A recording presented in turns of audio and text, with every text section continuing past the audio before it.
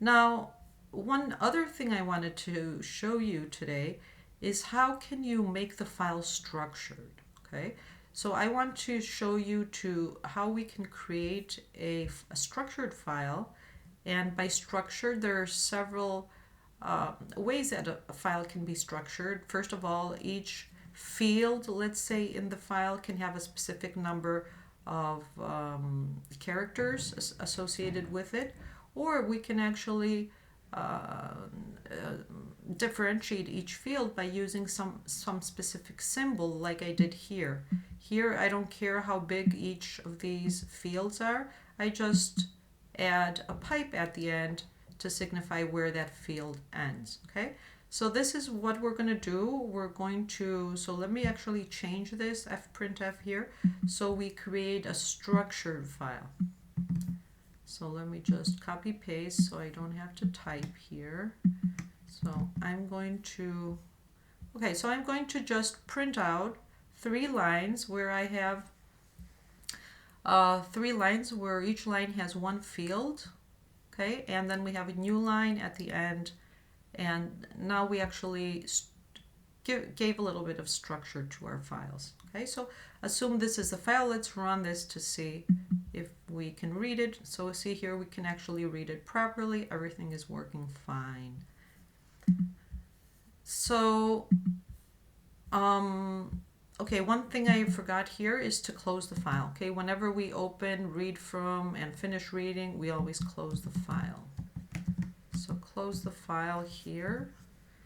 And what I want to show you next is we showed how to write a structured file, but pipe delimited in this case, but we haven't shown how to read a structured file. And of course you can read it character by character again, but this is not really helpful because you usually want to read each field, save it into a particular variable that you have, and process it in some way. Okay, so this is not really helpful, this way of reading the file. So I'm going to show you other functions in C which help you read the file easily. And what I like to do here is the following. Okay, so here, oh, I forgot to actually check for the null pointer here. Okay, so usually I would check if fp is true, then read from the file, of course, right? That's what we were saying before. Let me just select everything here to format it. Okay, so if fp is something other than null, I want to open the file and read it. Otherwise, I want to display a message here. So let me write something like the file cannot be opened. Okay, and we cannot open the file for several reasons again. One of them is that you don't have permission, or a more common reason is that this file does not exist, okay? Because maybe you specified the name incorrectly or the path to it or whatever.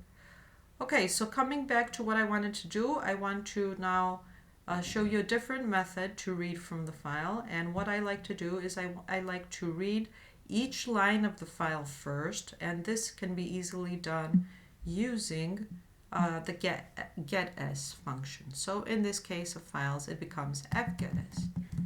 So I read each line here, and the parameters for fgetS is actually where to store the line. So I need to give it an array of characters in this case.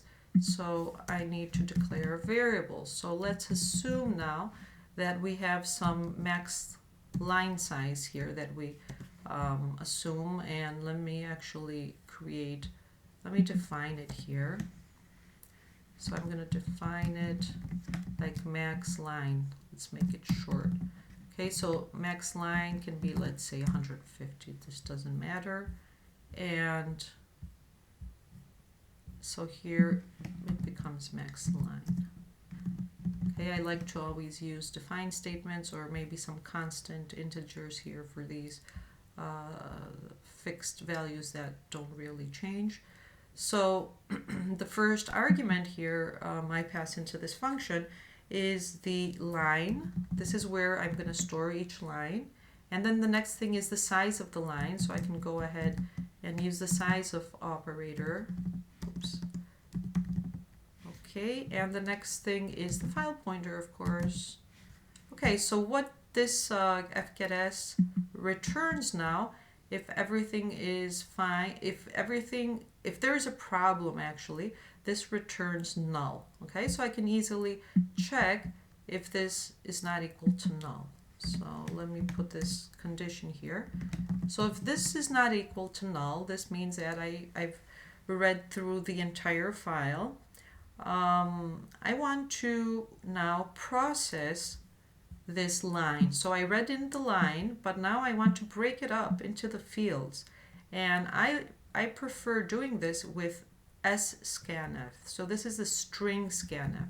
So this is really similar to scanf, but instead of the standard input, sscanf reads from a line. So the first argument here is the stream, actually the string that I want to read from, and I use scanf in a similar fashion.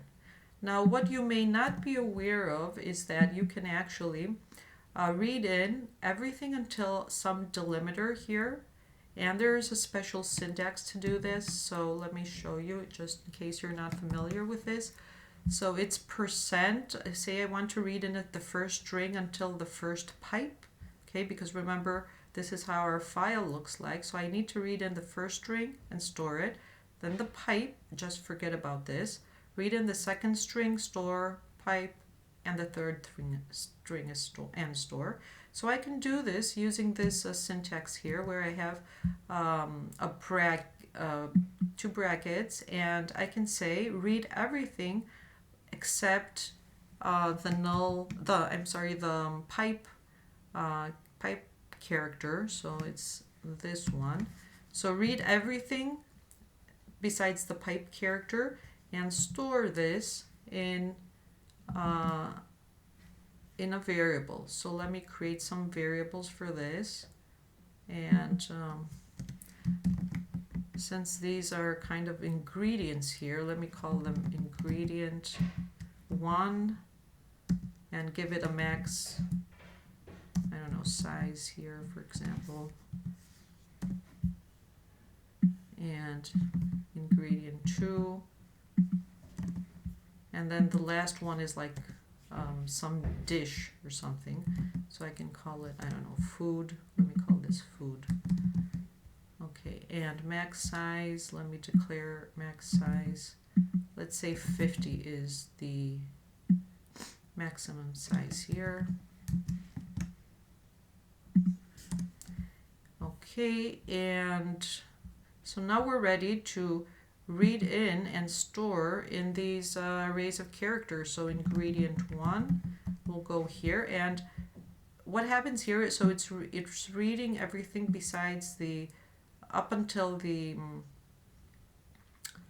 besides the pipe here, and then in order to read the next I need to put a pipe and then continue. So I don't want the pipe read in and stored anywhere, I just want to discard it and go in and read the next series here. So let me just copy paste this. So I'm going to read the next string here. Again, there's a pipe at the end, forget about the pipe, and then read the last string, which is just %s, okay, because then we just have a new line character in the file, so we can read it like this. So this is how we can break down all the fields and store in these 3 variables. Okay, so if you had some other character that was delimiting, let's say a comma, instead of the pipe here, you can use the comma or anything else. Okay, so this is pretty easy here, and the next thing we can do is we can actually, now we have everything in these 3 fields, so we can just test this, and let's print it out just to make sure that our data were stored properly in these 3 variables. So let me just print out ingredient 1 and then ingredient 2. Let me just copy paste here.